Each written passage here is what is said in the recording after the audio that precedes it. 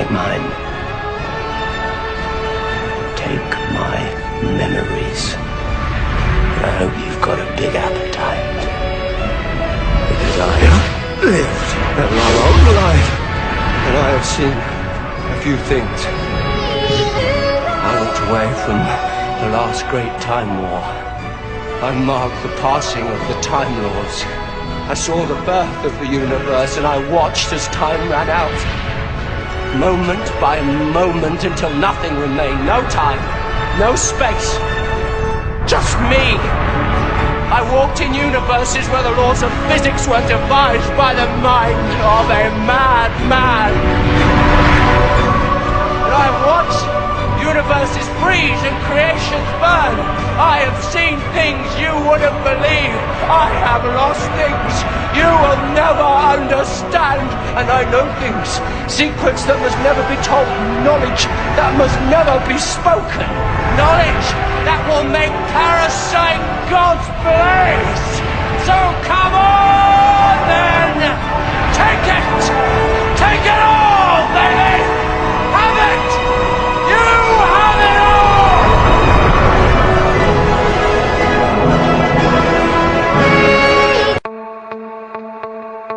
That was Doctor Who from the episode Rings of Arkhaten, defeating the Demiurge by simply facing him directly and revealing that his divine spark is larger than any god's hunger, more encompassing than infinity itself, a Pleuroman potential, just like the divine spark in any one of us. And all we have to do to unleash our divine spark is to face directly the demiurges of our lives and discharge like a money shot all of our creativity, heroism, and passion. Remember who we were with total recall before we were thrown into ancient Stardust forms. And look beyond the angels and demons that run this cosmic vending machine to the limitless light of the All, as Sophia does in the Gnostic Gospels when she is redeemed from Hades. And we will all get out of Plato's cave and into the sunshine of divine meaning. This is it. This is what I was created for. This is my destiny. In the secret book of John, Sophia says exactly how this happens in this passage when she herself addresses Yaldabaoth. An immortal man has existed before you and will appear among your model forms. He will trample you to scorn as a potter's clay is pounded. And the consummation of your works, all the effects that truth has made visible, will be abolished as though they had never been. I know that you're afraid. You're afraid of us. You're afraid of change. Yes, it's all fun and games until someone loses a third eye. Toughened your nipples, didn't it? Often we Gnostic-minded are called negative and emo-like. But the truth is that, as lazy meat puppets housing dormant souls, it's not until we realize how bad things are that we ever do something about it. The firing squad of Archons is loaded and aiming at your heart, and the knowledge stored within called Gnosis. And basically things are far worse than you could ever imagine, but also far, far better. In accepting the dead darkness that is the universe, we will finally notice, see all the hidden glitters of holy divinity found in every living and imaginary being. And we join them in restoring the cosmos, the Tikkun Olam of the Kabbalists, or the great work of the alchemists. Perhaps get the Demiurge himself on board, who in the Valentinian mythos actually wishes to be redeemed and joined to his mother, Sophia. Elie Wiesel, the great scholar and Holocaust survivor, did write, "The real joy of God is to be defeated by man." Enough! You are all of you beneath me. I am a god, you dull creature, and I will not be bullied by that puny god. This is blasphemy. This is madness. Aeon Byte Gnostic Radio, an initiation by conversation into the dark corners of myth, magic, and meaning. A crash course in cult, culture, and conspiracy. A virtuous virus invoking and informing history, holiness, and yes, heresy. Each week, I, Miguel Connor, commandeers your connection to bring the most accepted and rejected scholars and provocateurs to your attention. Fun, compelling, and deeply weird. This is the blow-your-mind cocktail party conversation you always wanted to listen in on. In other words, we're talking about an underground, which did exist in a different way during the Dark Ages among the mystical orders of the Church. And the purpose of this underground is to find out how to preserve the light, life, the culture, how to keep things living. I welcome you as always with kindness and love, the first two steps of all Gnosis, as Jesus says in the secret book of James. I welcome you as you manifest yourself at the virtual Alexandria, that state of mind where East meets West, always through the God above God Dad Kim. I welcome you, generation of Seth, you children of light, as St. Paul called us in Ephesians, and you knights of Valis and the pink beam ray. We storm the gates of hell and rage against heaven for our misplaced childhoods and paradises lost. We're staring down the demiurge, melting his false realities and gelding his slaves in the establishment with our emancipated divine spark. If more of our so-called leaders would walk the same streets as the people who voted them in, live in the same buildings, eat the same food instead of hiding behind glass and steel and bodyguards, maybe we'd get better leadership and a little more concern for the future. This quote from the Gospel of Philip truly puts our profane and sacred task in context. How we will always be outsiders and counterculture paladins. It goes, those who have gone astray, whom the Spirit begets, usually go astray also because of the Spirit. Thus, by one and the same breath, the fire blazes and is put out. See all this potential. I see it squandering.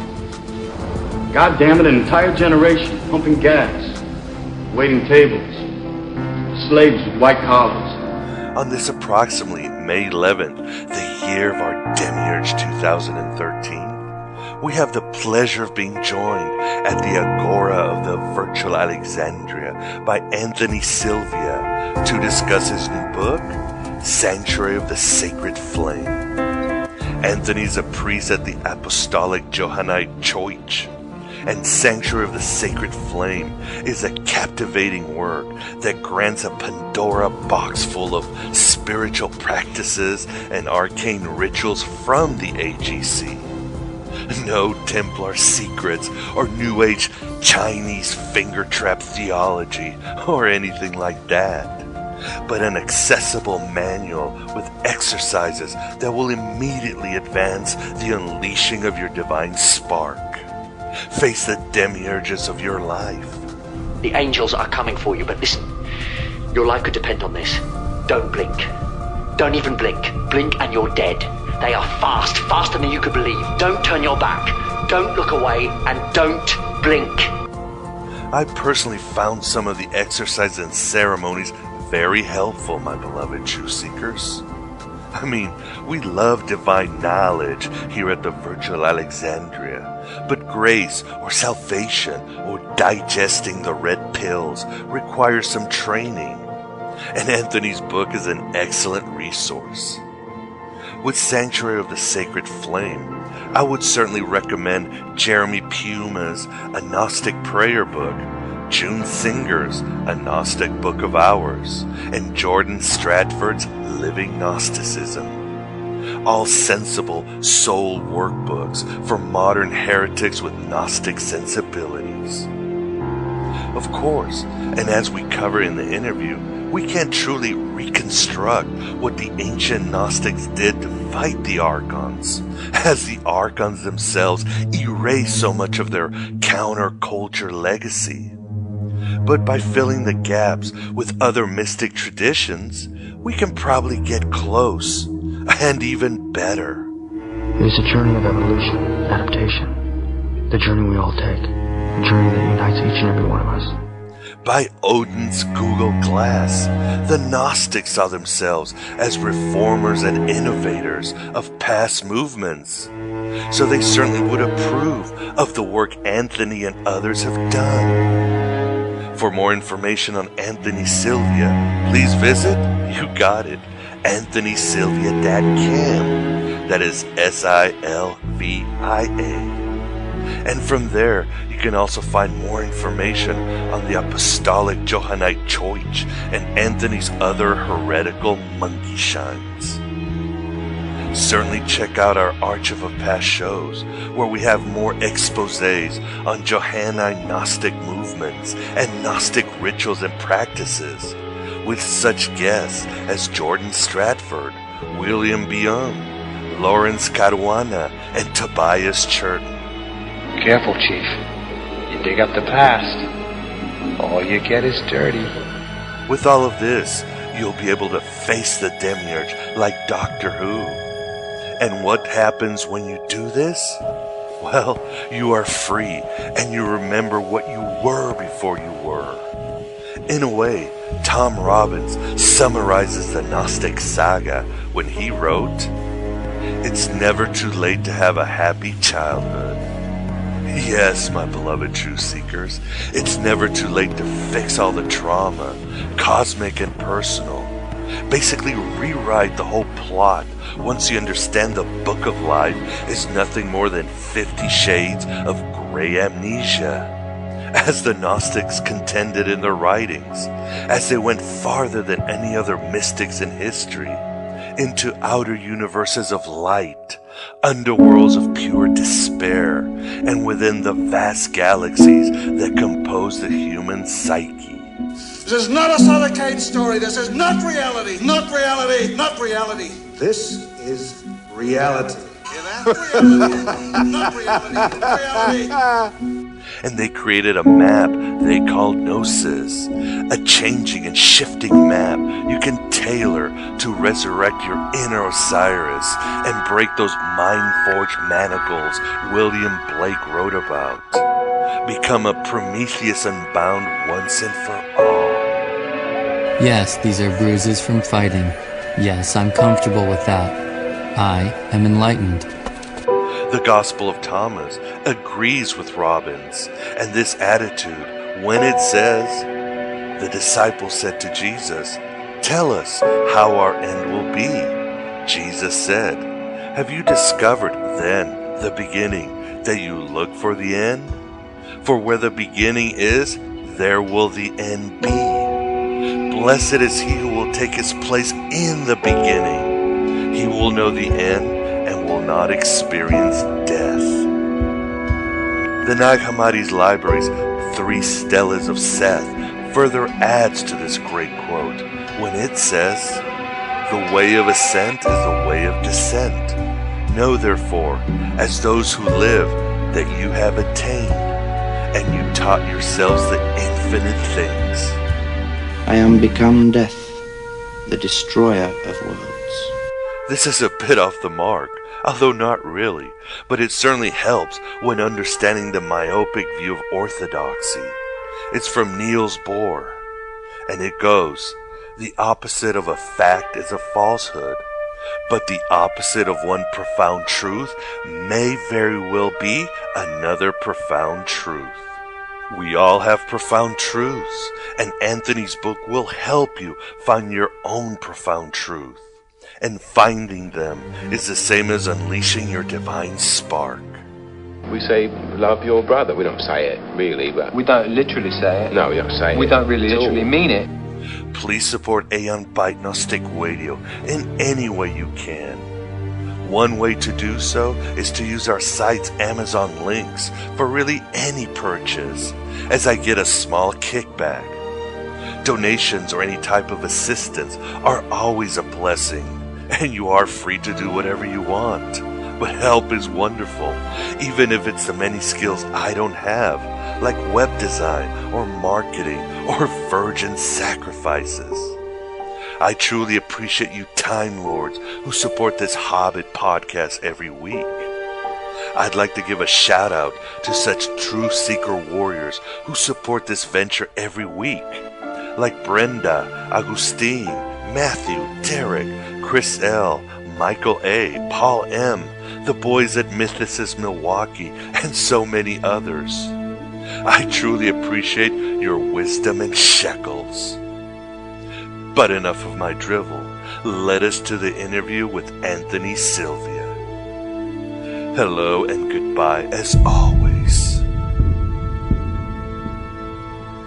A story we agree to tell each other over and over till we forget that it's a lie. But what do we have left once we abandon the lie? Chaos. A gaping pit waiting to swallow us all. Chaos isn't a pit. Chaos is a ladder. Many who try to climb it fail and never get to try again. The fall breaks them, and some are given a chance to climb, but they refuse. They cling to the realm, or the gods, or love, illusions. Only the ladder is real. The climb is all there is. This is the Aeon Byte interview, and with us we definitely have the pleasure of being joined by Anthony Silvia to discuss his book, The Sanctuary of the Sacred Flame. How are you doing today, Anthony? I'm great, Miguel. Thanks for having me on the show. Definitely a pleasure having you on, and thank you very much. So why don't we start with the beginning? Tell us about your journey into Gnosticism and how it led you to the Apostolic Johannite Church.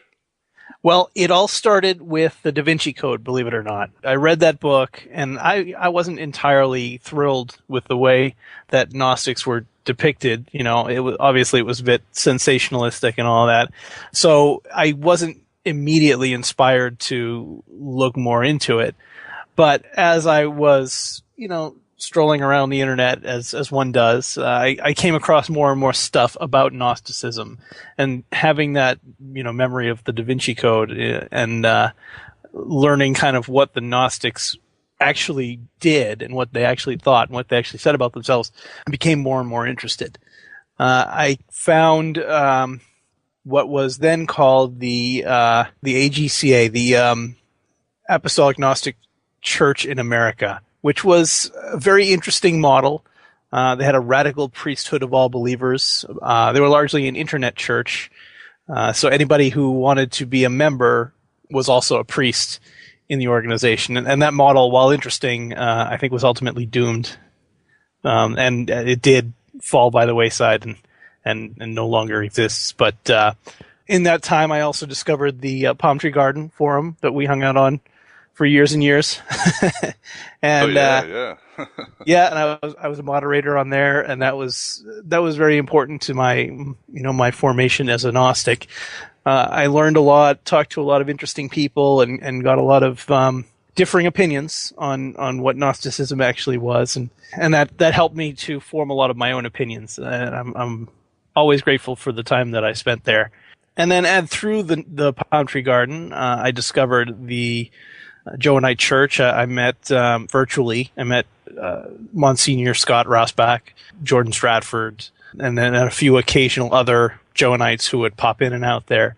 And as I decided that I wanted to get more and more serious about Gnosticism, basically the people in the AJC really were the ones who convinced me, not necessarily because of their theology, but more because of who they were, and the fact that they were nice guys, and I felt like I would fit in with those people. So I decided I would try formation, priesthood formation with the AJC. As it went on, it became fairly apparent to me that this was a methodology that appealed to me, a symbol set that appealed to me, and that's the long and short of it. The rest is history. Anthony, is there any school of thought that really speaks to you from the old Gnostics or alternative tradition? And could you tell us why it speaks to you? I go back and forth on that sometimes. It depends on what mood I'm in. Lately, I've really been grooving on the Sethians. Like they're a rock band. Huh? Yeah. I really like their early stuff, but after they went corporate, yeah, with my work with Bishop Thomas Langley of the Alexandrian Gnostic Church. I mean, he does a lot of very strictly Valentinian stuff. And that's very interesting, and I'm certainly excited to see what he's doing with that. But he's got that covered. So in my own work, in my own study, I'm kind of trying to expand in a different direction. And so the Sethians kind of naturally lend themselves to that because they're the other major group that we have the most information about. And so there's a lot of material to pull from there. And, I kind of like we jokingly refer to them as the punk rock Gnostics, Good. Yeah, that's a good term. Yeah. Yeah. So, I mean, they're the ones who are like really hardcore and they really hated their parents and, and they wanted to stick it to the man. And, that being kind of a boring human being in general, I think I like that, and I can identify with that. But it must be hard because, like you, I also gravitate to the Sethians because, again, it's their rawness and their sort of uncompromising stance. Even when they went Neoplatonic and when they were Jewish, they never lost that sort of rebellious spark. But you read their text, and I'm like, how do we construct any sort of ritual with this? I mean, are there any hints or the things that you do to help reconstruct what they did, the 5 seals and all that stuff? Well, no, I'm not really attempting to recreate what they did, but their mythology is so well fleshed out that you could go in a whole bunch of different directions with it. You look at the Secret Book of John, for example, and when there's a very specific cosmology, as with a lot of Gnostic texts, but I mean, obviously the Secret Book of John is like the Gnostic mythos. So it's just so well developed that you can glom that onto any number of things that already exist or make up something to go along with it. I mean, for example, you look at the lists of the demons or the archons that rule different parts of the body, for example, and why was that included? And and scholars seem to think, and I think this is a fairly reasonable assumption, that was part of a Sethian magical tradition. So if you had an injury in your right knee, you would call upon that archon and try and force it to fix the right knee. And so why else would it have a name? And so there's all kinds of things that I think you could do with it. And in the general Sethian corpus, there's an implication that the post-death rituals might have been very similar to what you see in something like the Egyptian Book of the Dead or the Tibetan Bardo, where the initiate, the enlightened Gnostic, right, will pass through the spheres after their death, and they will have to overcome the various archons that rule those spheres in kind of a Masonic sense. You'd give them the password and the grip and and then they would let you go by. And I think there's a lot of potential there. And in fact, I'm kind of studying along those lines right now. What might that look like as an initiatory tradition? I in no way anticipate that I'm going to recreate anything that the classical Sethians actually did. But I think that as a symbol set, I think it's fleshed out enough just in the texts that we have that you could put something fairly workable together and use it as a kind of ritual magic, quote unquote, system. And Anthony, why did you decide to write Sanctuary of the Sacred Flame? I saw a need within my church specifically, and I think in Gnosticism in general, we're a lot of left brain folks who like to study, And that's great, and I think that's an important part of Gnosticism. You certainly can't be a Gnostic and not want to study things to a certain degree, but I think a lot of people leave out a very important part of their spiritual life, and that is a practice, a spiritual practice of some kind. So I looked around at the different things that we were using among our various parishes around the world. What kinds of practices we would recommend to a new person, for example. Somebody who just showed up for Mass, and after a couple of weeks said, I like what you're doing. What can I be doing at home? And everybody has a good answer for that, but I feel like that there was no central place where you can point to and say, here's a whole big list of all kinds of stuff that you can pick from. Some people might feel drawn to one thing over another.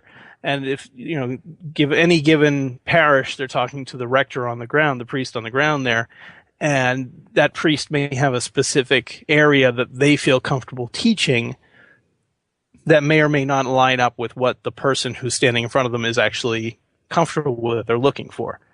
So my hope with the book is that it can give people a whole bunch of different things that they can try, and then if they feel drawn to one or another specific practice towards the pursuit of Gnosis, that they can pursue that more strongly. They can look for their own teacher and really kind of dig into a particular practice.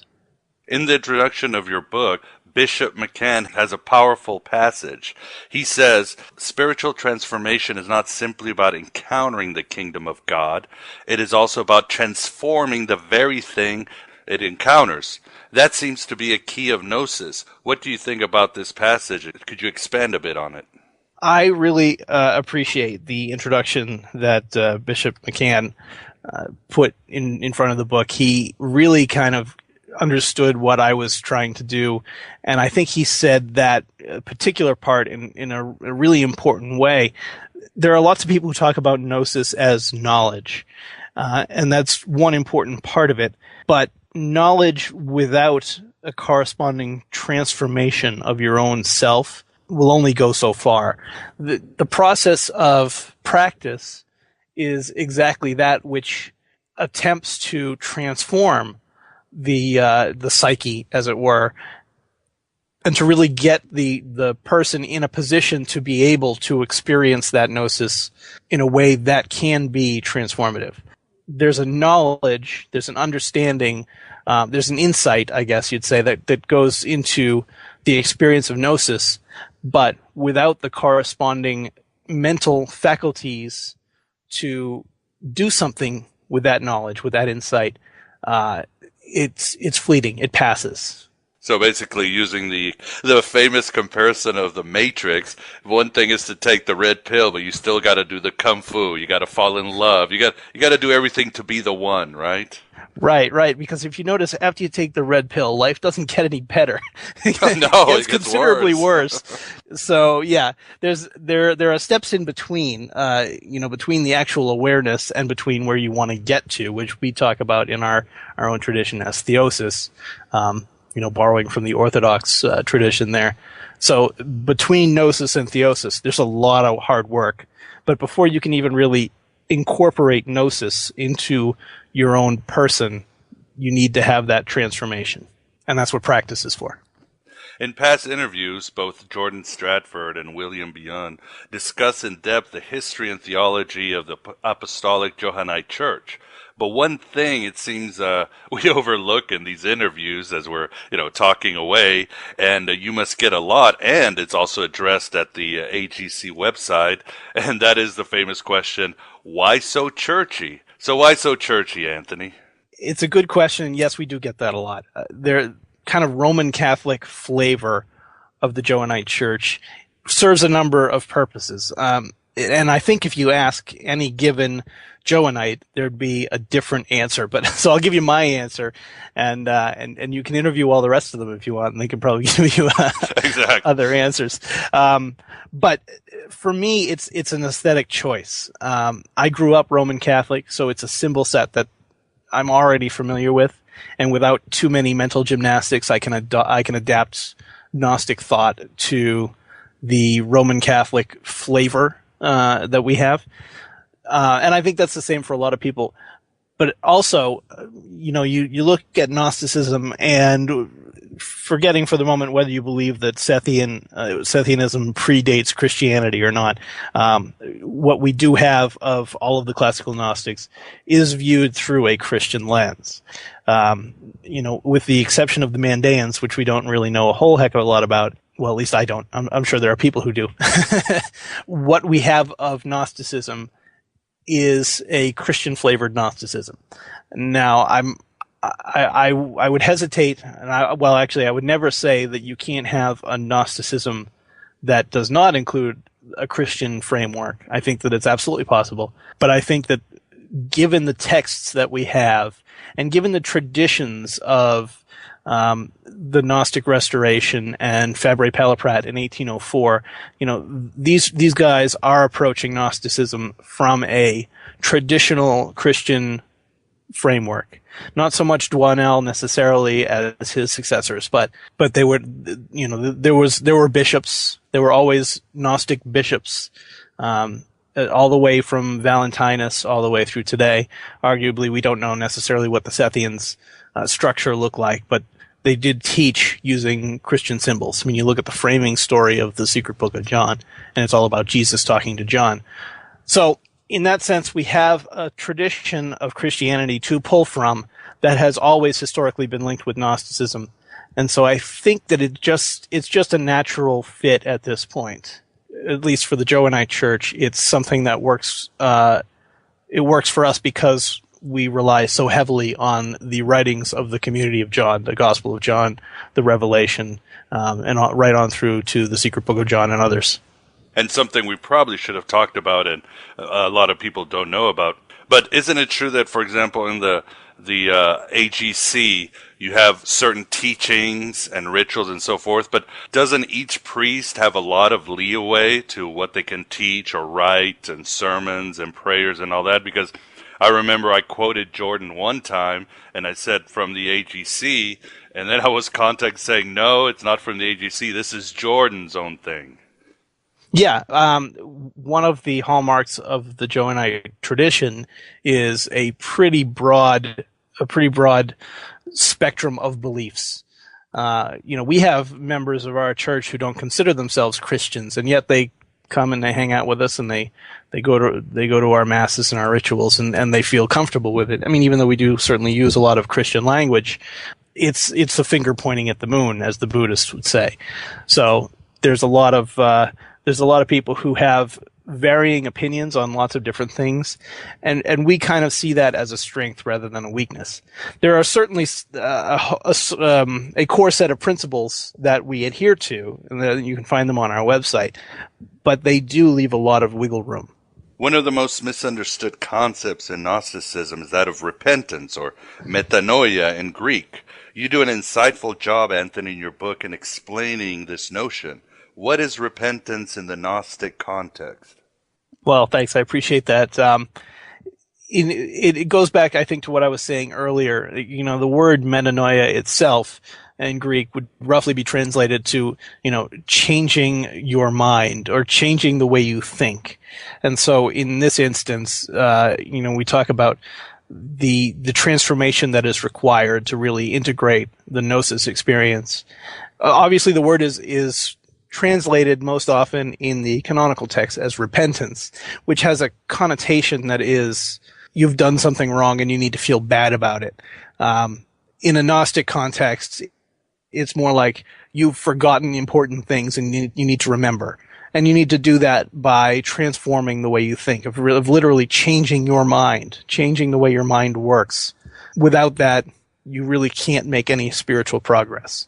So when we're talking about that in a Gnostic context, it's the transformation that accompanies Gnosis on the way to theosis. And even beyond Gnosticism in first century porridge Christianity, when Jesus and John the Baptist are going to people, repent, they're not talking about being born again. They're saying, turn around towards the divine. Isn't that what they're saying?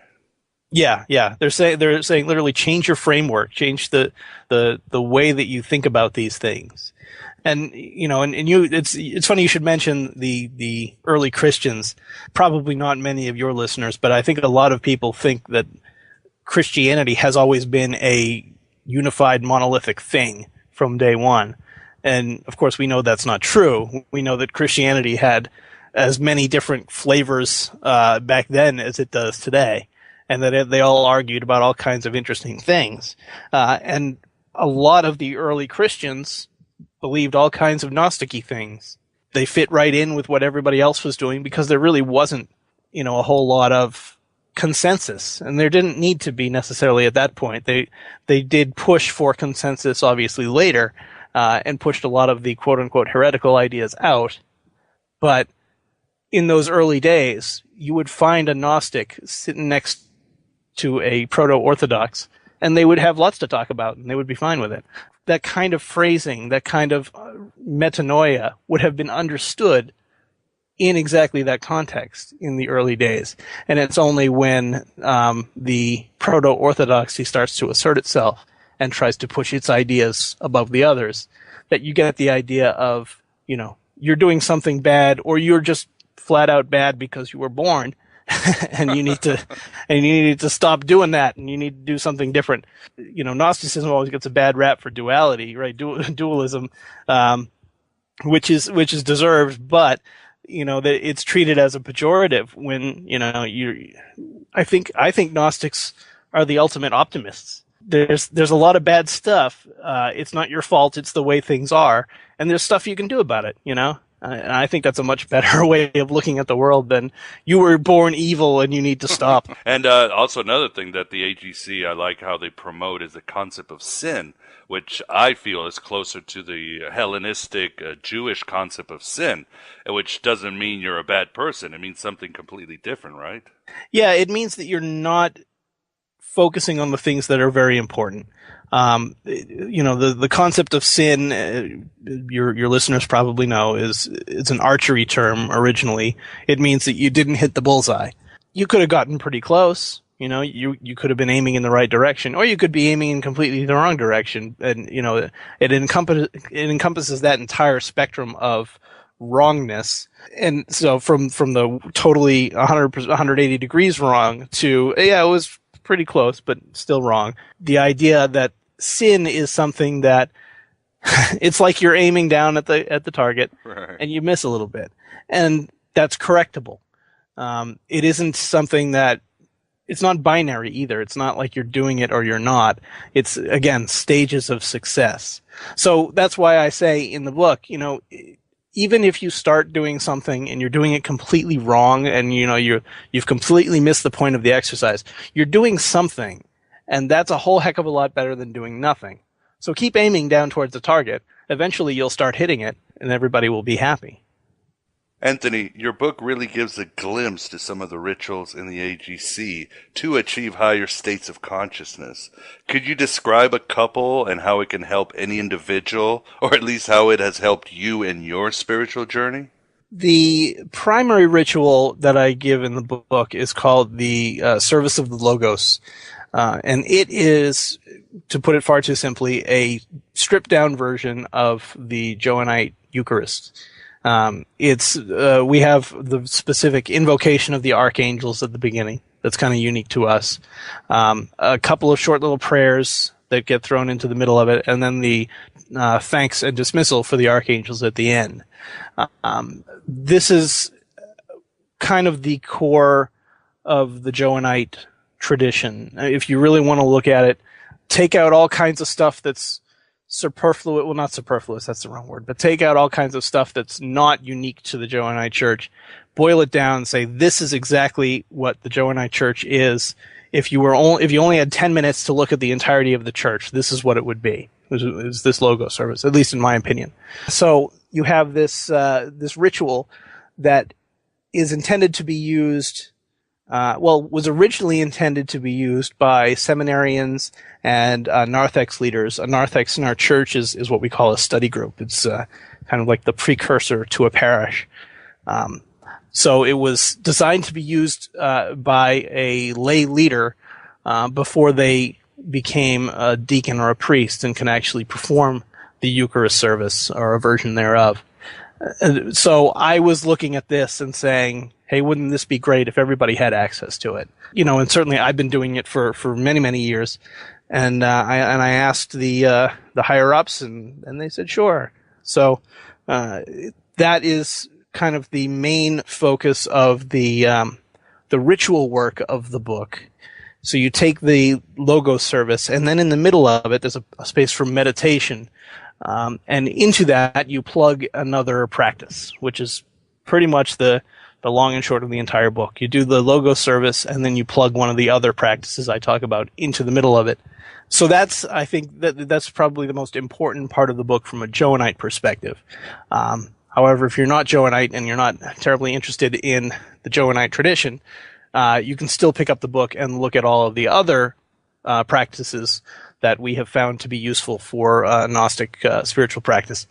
For example, from the Christian mystical tradition, I talked a little bit about the centering prayer exercise, which you'd find at all kinds of other more mainstream Christian traditions. They probably have a centering prayer night once a week or something. This is where I end up when I talk to people, most often defending the mainstream Christian church. I think while there's a bunch of stuff they got wrong, you can still find the sparks in there, the Gnosticism that made it through. And I think centering prayer is one of those things. It's a pretty simple exercise, but very profound if you can really spend time with it and really dig into it. Really quickly, for the listeners that might not be that familiar with the Gnostic churches, what is the difference between the Catholic Eucharist and the Johannite Eucharist? Well, on form, very little. We have people who come from a Roman Catholic tradition who show up at Mass and say, oh yeah, that looked almost identical to what we did at, last Sunday at the Roman Catholic Church. The intent behind it is pretty different.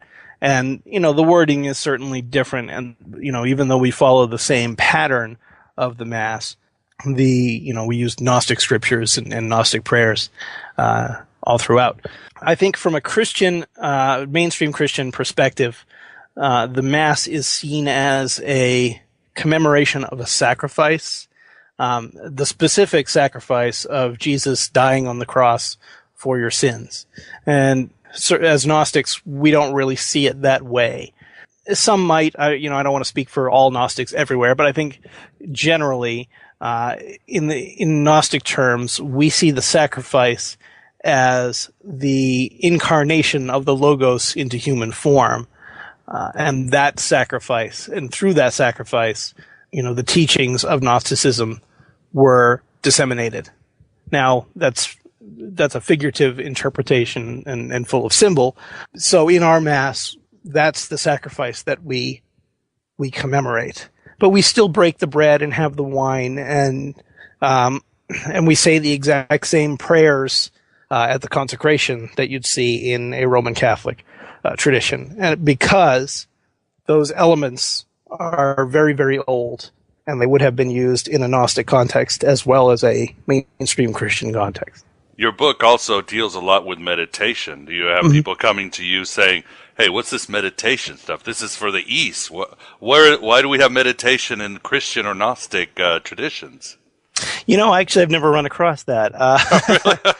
Though if somebody were to come to me and say that, I think I'd have an answer for them. And I think it'd be Thomas and I, when we're talking to, we stay up till all hours of the night chatting. That's how Talk Gnosis came to be, but that's a different story. But, we would sit there and we would chat about this stuff into the wee small hours of the morning. One thing that we actually talked a lot about as the book was being written, like I said earlier, this need for transformation, you can't, what's that they say, the definition of insanity is doing the same thing over and over again and expecting different results. Right. So if you are attempting to achieve Gnosis by, going to work, paying your bills, eating at McDonald's in the afternoon, doing all of the things that you would normally do, you really can't expect any different results. I mean, you can't reasonably expect to be all of a sudden struck in the forehead by a pink beam of light, although, it does happen. It happens. But I, for one, am not willing to wait around for that. You know what I mean? I think that if there's something that we can be doing to facilitate that process, then yeah, let's do it. And meditation is one way of doing it. Of course, we do look to the East every now and then for inspiration because they have all of the experience with meditation. They've been doing it forever, and it hasn't been largely practiced in the West. So a lot of what we look at probably has its origins in the East. Centering prayer certainly does, at least in its current form, because the impetus for centering prayer was that the monks in Spencer, Massachusetts, saw all of the hippies going over to the Buddhist monastery down the street from them, and they said, we got to get us some of that hippie money, and so they developed centering prayer, which good on them for doing it. It certainly filled a need that people had at the time, and people continue to have. So again, that transformation that is required in order to fully integrate the Gnosis experience, that's where meditation comes in. If there's another way of doing it other than prayer and meditation and ritual, we haven't discovered it yet, but I'm certainly open to the possibility, and I will keep my eye out. What is the AGC stance on entheogens, since that's become very popular and a lot of people love to tie it into the Gnostics? Well, I can't speak for the church. I have not heard any official position of on entheogens. I know that members of the church have experimented at times with entheogens. I have not personally, so I really couldn't speak to it. From what I've heard other people say, it's like trying to jump in the deep end without first learning how to swim. So, meditation might be a slower process, and it may or may not accomplish the same thing, but it's not a controlled method. We here in America don't have a spiritual entheogen tradition like they do in some South American cultures. So I think, I don't know. It's a tricky question because I think you're asking the wrong guy. Yeah, I didn't mean anything. I was actually, hey, I've never asked that before. Yeah. No, as far as I know, there's no official position in the church on it, but I may be corrected. Might see people walking in with Cheetos next time you have service or something. Anyway, Anthony, you write about love, or agape in Greek, as it's really called in Gnostic and New Testament texts. You say agape is a way to remind ourselves that truly, quote, there is nothing mundane in the holy, unquote. Can you tell us more about agape and this quote? For Johannites, the concept of agape is supremely important. John is the apostle of fraternal love. He is the beloved disciple, the one whom Jesus loves. And it's all throughout the Gospel of John. And the Gospel of John is all about love, and love for the community, and love for the family of Christians. And it's just the most important thing, in my opinion, for Johannite spirituality. And I think for Gnostic spirituality in general, if you really think about it, if you believe, as we do, that all people contain a spark of the divine, then every single person is entitled to the same love that you would give to yourself and your immediate family.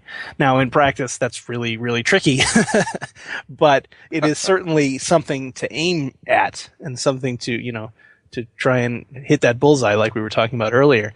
So I have a practice in the book that I adapted from another source that I call the Johannite divine love practice. And essentially, it's very simple. You just kind of visualize, when you interact with other people in the world, you visualize a flame burning in their heart, and then you visualize a flame burning in your own heart. And then the lights of both of the flames grow brighter and brighter until they become one light. And it's a simplistic exercise, particularly challenging to do when you're getting cut off in traffic, or somebody bumps into you on the sidewalk and dumps everything that you're carrying. But I think profoundly important, and if I were to recommend only one practice for a Johannite especially to do for the rest of their lives, it would be that one. It would profoundly change the way that people interact with the world. As far as that quote, that there is nothing mundane in the holy, that comes out of our liturgy.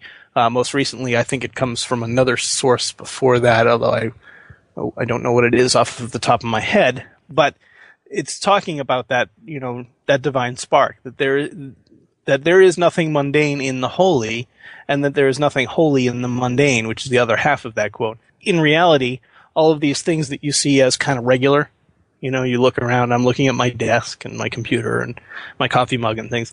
Because of the way we understand cosmology, those things are all part of the divine. Now, whether they were organized or created, quote unquote, by somebody or something that was malicious or ignorant or what have you, it doesn't really matter, because it's all part of the original divine source, and we'll all someday return there, hopefully. Knock on wood. Anthony, like me, you believe in promoting Gnosticism to a broader public. And, of course, we both have our detractors, some who believe, it should be a thing of attraction, not promotion. Why do you feel the need to do this?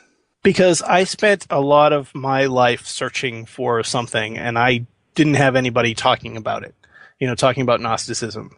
I remember what that felt like. I remember what it felt like to be spiritually unsure and to know that there was something different that I wasn't being told. And I know that there are just so many other people like that out there. There are people who would frown on the word evangelism in a Gnostic context. And I agree to a certain extent, at least the way that word, the context that word has accumulated over the years. I don't want to go out and try and beat people over the head with Gnosticism and say, "Hey, look, we've got the answer right here. Have you heard the bad news about the demiurge?" That's not going to resonate with a lot of people, because it kind of does take a certain personality to understand what we're talking about right away. That isn't to say that it's not available to everybody. I just think that, if you have to kind of have that sneaking suspicion that there's something wrong, and not everybody has that, or if they do, they've buried it so deeply that they don't really think about it.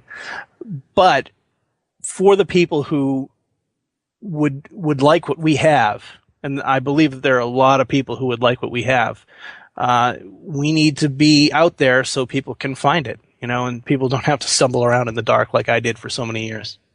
What are some of the positive things or elements you see in the modern Gnostic movement, as well as some of the negative ones?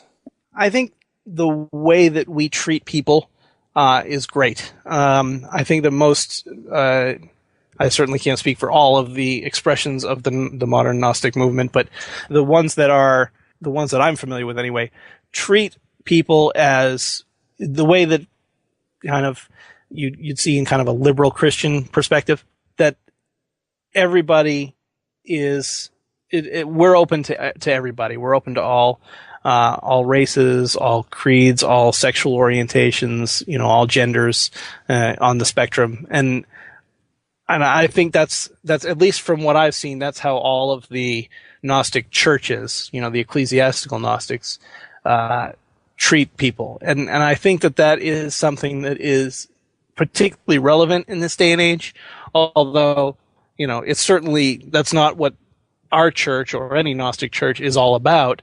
I think that it's important that, we have that kind of attitude. What some negative ones, I think there are people who, or organizations, I should say, that want to be everything, and do everything for themselves, which is fine. And there's a lot of groups out there who's doing really good work, but don't really want to interact with other Gnostic groups. And we have this thing called the what's it called? The Valentine's Day Accord, I think. Various modern Gnostic churches have signed on and said, we're all in this together. People can come and go to any of our masses as they please, and they'd be welcome. And some groups haven't signed on to that, and I don't think that they've done it out of any malicious intent, but I think that they kind of want to keep what they're doing to themselves. I can't begrudge them that, but I would like to see some of the groups playing well with the other groups. And I think that's another one of our strengths, actually, is that we have a lot of different Gnostic groups, and some of them are actually quite small, but they're specific in what they try and teach and do. And I think that kind of diversity is a strength, So for somebody who comes to New York City, they have 2 Gnostic churches to choose from. They've got the Johannite Church, they've got my parish, and then they've got the Alexandria Gnostic Church that Thomas Langley runs. And they're very different in the aesthetic that they use. We use a Johannite Templar kind of Roman Catholic-y flavored thing, and Thomas uses a Valentinian Orthodox-looking Mass. And we have people who come to both, and then they say, hey, I like this one over the other one. And we're like, cool, go to the other one. And, go to ours and don't go to theirs, or, go to both. It's fine. So I think that there's something out there for everybody. It just might not be near you right now. And that's another reason why I wrote the book, is because there's certainly a lot of people who approach us and say, I live in the Arctic Circle and I'd like to be a Johannite. Can I please be a Johannite? And we have to say, well, we don't have anybody in the Arctic Circle, but now we can say, here's a book, and at least it'll, get you started. And to end, Anthony, could you give the listeners some of your heretical ventures and sites relating to Gnosticism? Yeah, I've got a couple of projects that I work on. Obviously, I've got my parish in New York City, St. Martin's Parish, and I've got Gnostic NYC, which is a joint venture between myself and Bishop Thomas Langley, and that is kind of a non-denominational Gnostic educational foundation. And through that, so we do lectures, monthly lectures and workshops. We have a YouTube channel that we do a weekly video show, and soon a few more shows coming up. And then we're also launching in the very near future, July 1st, the Gnostic Learning Center as part of Gnostic NYC, which will teach online classes about Gnosticism for people who are looking to get a little more in-depth with their learning about Gnosticism. And you can find all of that, all of the links to that on my website, anthonysilvia.com. You can also find links to buy my book, or just read it as a PDF if you don't want to buy it. And you can get all of that there, anthonysilvia.com. Well, I think that's all the time we have today, Anthony. I'd like to thank you very much for coming on Aeon Byte and discussing your new book. Well, thank you very much, Miguel. It's a pleasure to talk to you. Happiness hit her like a train on a track,